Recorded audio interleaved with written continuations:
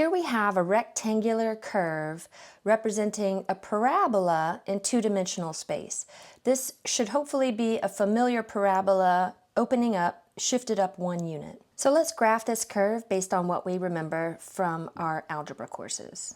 Now in order to represent this curve, and we'll call it curve C, as a vector function, essentially what we need to do first is determine parametric equations for that curve.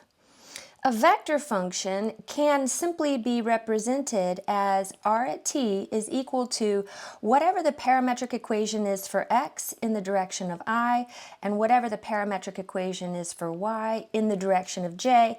And here I'm using ij notation as opposed to pointy bracket notation. So to determine some parametric equations, the easiest possible route for that is to allow x to be that parameter.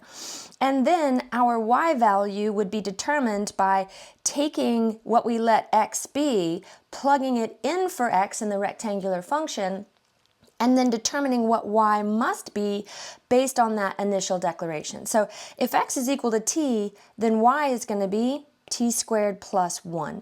And this is one possibility for the parametric equations. So once we have those parametric equations, we simply plug them in for x and y, t squared plus 1 right here, and those become the components for our vector function for this curve. So based on this parameterization, we would be able to find the orientation of our curve by plugging in values for that parameter. So let's plug in t is equal to 0. When t is equal to 0, we've got the x coordinate is going to be 0 of our vector function, or the x component, and the y component of our vector function is going to be 1. So we have a 0, 1 vector pointing to our initial position on our curve C. Then let's plug in another value for the parameter. Let's say t is equal to 1, and when t is equal to 1, we get the vector function evaluated at 1, which turns out to be the vector 1, 2, right? When we plug 1 into the value for t here, we get 2 as the y coordinate. So 1, 2 is another terminal point on our vector function. So here we have r evaluated at 0, here we have r evaluated at 1, and we're going to be tracing out this curve C in this direction. So that tells me that the orientation must be coming around like this. So with this vector function, our curve is traced out in this direction. Now, we're asked to find two possible vector functions, so we need to find another potential vector function that would trace out this path. So again, to find that vector function, we're going to start by finding parametric equations. And in the last one, we chose x is equal to t, but we could really let x be any expression in terms of t. We could say negative radical t if we wanted to. So let's just pick some expression in terms of t for our x coordinate, and then we'll take that, whatever it is, and plug it in for x in the rectangular equation to determine what the corresponding y parametric equation would have to be. So y would be equal to parens here squared, so this is x squared plus 1, and we're going to plug negative radical t in for that x value, and then it turns out that y would then be positive t plus 1, and that's going to be my y parametric equation.